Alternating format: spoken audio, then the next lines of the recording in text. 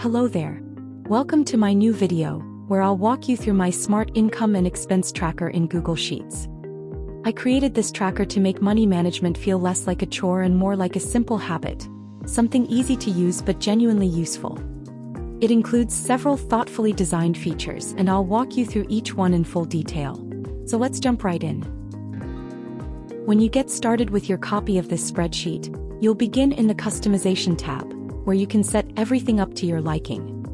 You can start by setting your preferred currency from a wide range of options. Then list out your income sources like paychecks or dividends, your expense categories such as groceries and utility bills, the methods you usually receive money by, like PayPal or cash, and finally your payment methods such as credit card, debit card, etc. One thing to note, the categories you add here are totally flexible. You can always add more later if something new comes up, and I'll come to it shortly. This setup is only required once, and you can reuse it every time you make a copy of the sheet.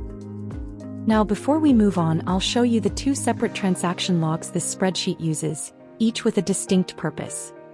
The Quick Entry tab is your dedicated data entry point. It's always fresh and ready for new entries, so you can log your daily income and expenses without any clutter of past records. This is also the only tab where you'll manually enter financial data. Once you save an entry here, it's transferred and recorded in the master log, where all your historical transaction data is stored for reference and review. This way, daily data entry stays quick and clean, while all past records remain safely organized in one place. Now I'll show you how you'll enter your transactions in the Quick Entry tab, where you can add up to 30 transactions at a time. You'll start by selecting the date. Then using the drop-down, you choose whether you're logging income or an expense. I'll begin with expenses. From here I'll enter the description, followed by the amount, and then choose a category from the ones I set up earlier. And as mentioned before, if I ever need a new category that wasn't added earlier in the Customization tab, I can add it here directly.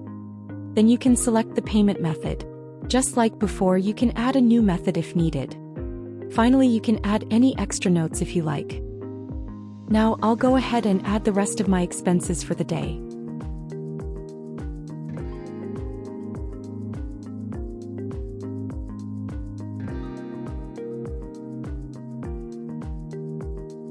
If there's any income for that day, I can log that as well, following the same steps.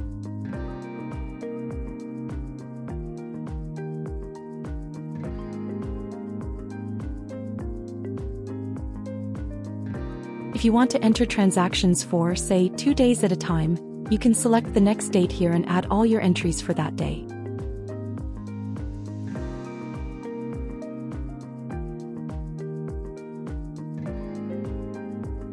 After a quick review, I'll scroll down and click Add Transactions. The first time this sheet is used, clicking the Add Transactions button will prompt Google to ask for permission. This is completely normal and happens only once. It only lets the sheet run its automated features, nothing outside this file. So once you press the Add Transactions button, the confirmation message shows up and lets me know that all the entries are saved in the master log. Now let's take a quick look at the master log, where all that data gets stored. Here, all the transactions I've entered so far are stored automatically. If you ever want to view a specific day's entries, just use this filter here. You'll first press Clear and then select the specific dates you want to check. And that's it. Your transactions for that day appear instantly. You can double-check and edit your data, or simply refer back to any day's logs whenever you need. Now we'll go back to the Quick Entry tab.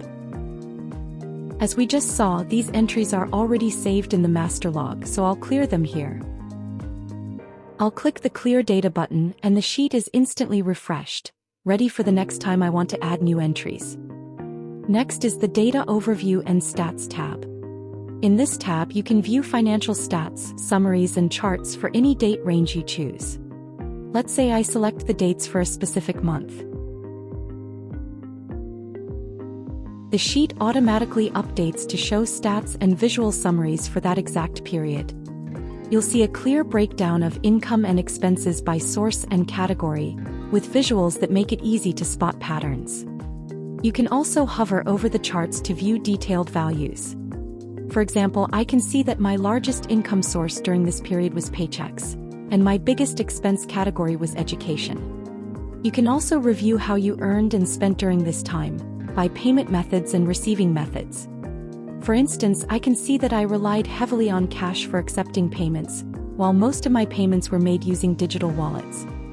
And right at the top, I can see my total income versus expenses, so I immediately know whether I spent more than I earned during this period. Next comes the annual summary and trends. This tab too is fully automated.